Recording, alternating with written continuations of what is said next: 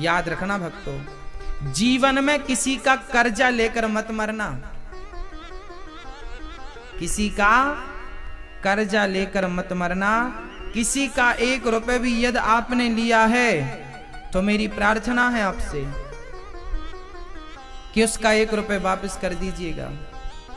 यदि नहीं किया तो वो 1 रुपए चुकाने तुम्हें फिर से जन्म लेके आना पड़ेगा, या तो उसके घर का कुत्ता बनकर तुम्हें चुकाना पड़ेगा, उसके घर का मजदूर बनके तुम्हें चुकाना पड़ेगा, किसी भी प्रकार तुम्हें चुकाना पड़ेगा 1 रुपए।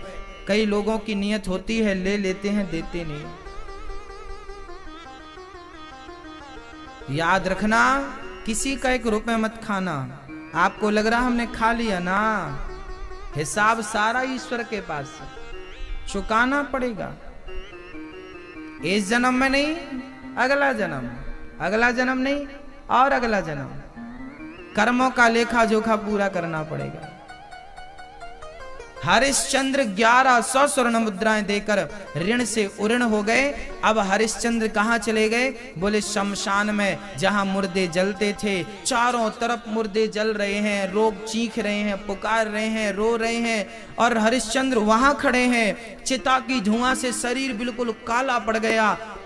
हरिश्चंद्र ने अपने मालिक से कहा कि मुझे खाना क्या मिलेगा? बोले यहाँ शमशान में जो मुर्दे के लिए लोग लाते हैं वही तुम खा लेना। मुर्दे के लिए लोग भोजन ला के रखते हैं, पिंडदान करते हैं वहां पर, वही पिंड उठाकर खा लेना। खाना क्या है? बोले मुर्दे के साथ लाने वाला भोजन खाना है। रहना कहां है? बोले यही शमशान में रहना है। लोग चीख रहे हैं, पुकार रहे हैं। काशी की घाट में कोई एक चिता थोड़ी जलती थी, हजारों चिताएं जलती थी, चारों तरफ धुआं, चिताएं, लोगों का रोना, लोगों का, कोई अपना, किसी का अपना मर गया तो वो रो रहे हैं, उनका सुनना, उनको समझाना। हरिश्चंद्र बस वहीं शमशान में पहरा देते हैं और टैक्स लेते हैं सारे लोगों से मुर्दा जलाने के पहले, 1 पैसा 2 पैसा जो निर्धारित था। जिंदगी गुजरने लगी। भक्तों, एक राजा आज शमशान में पहरा दे रहा है। किस लिए बताइए? किस लिए? किस लिए? धर्मो रक्षति रक्षिता, धर्म के लिए एक राजा बिक गया। किस लिए? धर्म के लिए। अपने आप को बेच दिया भक्तों, पर धर्म नहीं छोड़ा, सत्य नहीं छोड़ा। एक दिन तारा पंडित जी के घर में बर्तन धुल रही थी। सुबह का वक्त था। पंडित जी ने बेटे से कहा, बेटा जाओ और फुलवारी से तुलसी और दूर्वा और पुष्प तोड़कर लाओ, भगवान की पूजा करनी है। आज वक्त था। पंडित जी ने बेटे से कहा, बेटा जाओ और फुलवारी से तुलसी और दूर्वा और पुष्प तोड़कर लाओ, भगवान की पूजा करनी है। आज बालक नाचता कूदता उछलता छोटा सा बालक बगीचे में गया और वहां जाकर के वो पुष्प तोड़ने लगा कि उसी पुष्प के पास एक जहरीले नाग ने रोहित को डस लिया। जहरीला नाग रोहित को डस लेता है। ये नाग कौन था? विश्वामित्र जी ही नाग का रूप बनाकर रोहित को डसने आए। इनके धैर्य की परीक्षा जो लेनी थी, रोहित को डस लिया, शरीर नीला पड़ गया। रोहित रोने लगा, माँ माँ, पर हिम्मत चलने की नहीं, बेहोश हो गया। होश आया तो किसी से कहा, भैया मेरी माँ से कह दो कि बेटे रोहित को, तेरे बेटे रोहित को सर्प ने डस लिया। एक आदमी आया, बेटा क्या हुआ? भाई मेरी माँ से कह देना कि तेरे बेटे को, रोहित को सर्प ने डस लिया। अब वो आदमी, भला आदमी, दौड़ा दौड़ा गया, भाई ये रोहित किसका बेटा है?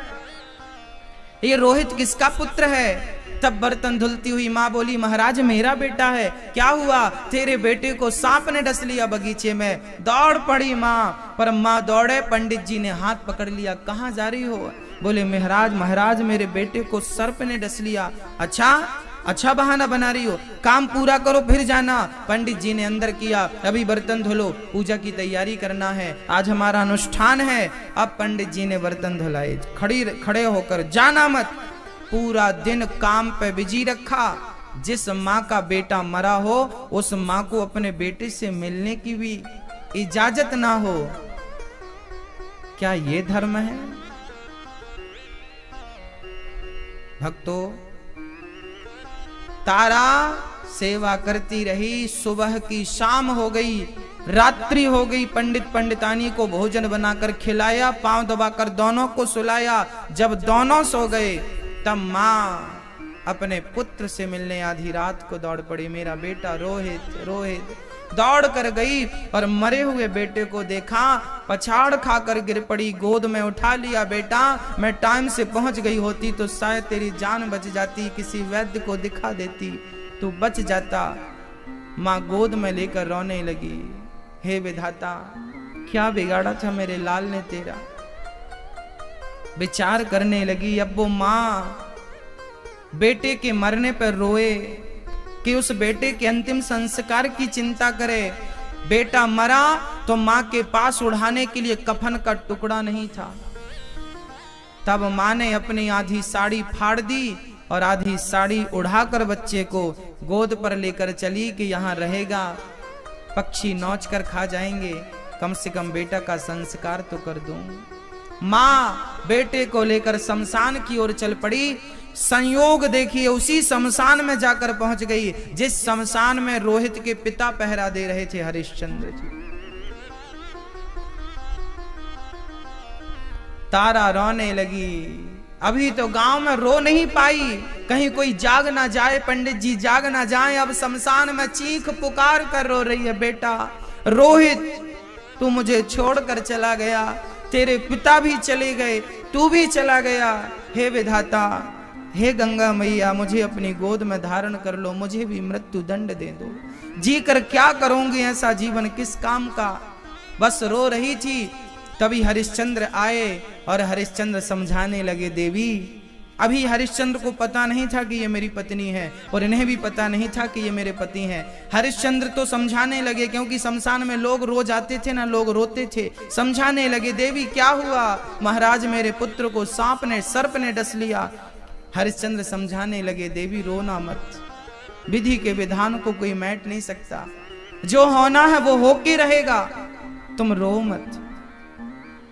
बच्चा है, मैं तुम्हारी मदद करता हूं, यहां गड्ढा खोद देता हूं, बच्चे को दफना दो। बच्चे को जलाओगी तो नहीं? क्या परंपरा है तुम्हारी? रोने लगी तारा, महाराज, मैं अभागिन मां हूं, मेरे बच्चे को सर्प ने डस लिया। यदि मैं बच्चे को दफना कर चली गई और कभी इसके पिता हरिश्चंद्र मिले और पूछेंगे कि मेरा रोहित कहाँ गया, मैं क्या जवाब दूंगी? अब जैसे ही हरिश्चंद्र का नाम लिया, रोहित का नाम लिया, हरिश्चंद्र समझ गए, देवी कहीं आपका नाम तारा तो नहीं है? हाँ हाँ महाराज, आपको कैसे पता?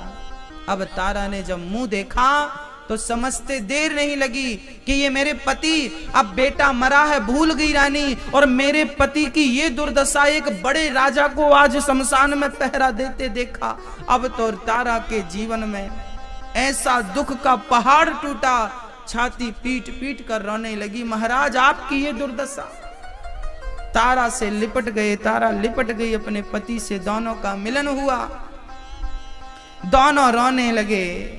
तारा अपने पति के लिए रो रही है और हरिश्चंद्र अपने पुत्र के लिए रो रहे हैं। महाराज, मैं आपके पुत्र की रक्षा ना कर सकी, क्या कहें, सब निशब्द हो गए, बस देखते हैं देखते हैं। तभी गांव से लोग दौड़ते हुए आए, पकड़ो पकड़ो पकड़ो करके। गांव वालों ने देखा कि ये महिला गांव में चोरी करके भाग रही है, इसे मृत्यु दंड देना चाहिए। राजा हरिश्चंद्र को जिसने खरीदा था वो डोम आया, तलवार पकड़ाई, बोले इस महिला का सिर काट दो। क्यों? चोरी करके भाग रही है, मालिक का आदेश है कि सिर काटना है। हरिश्चंद्र के हाथ में तलवार दी गई, कहा गया इस महिला का सिर काट दो।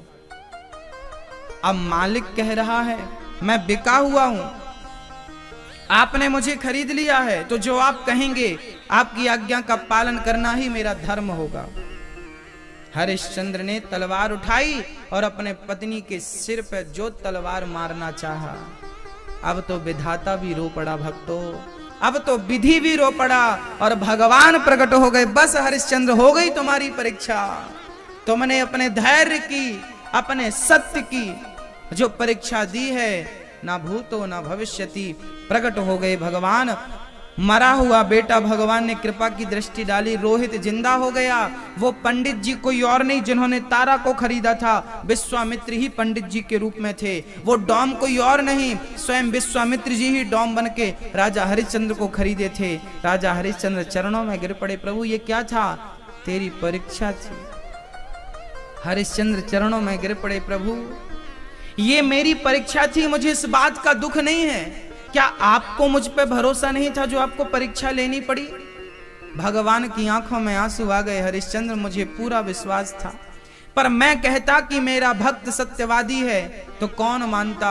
आज तुमने सिद्ध करके दिखा दिया कि तुम्हारे जैसा दानी और तुम्हारे जैसा सत्यवादी कोई नहीं है। तुम जैसा केवल तुम ही हो, दूसरा नहीं।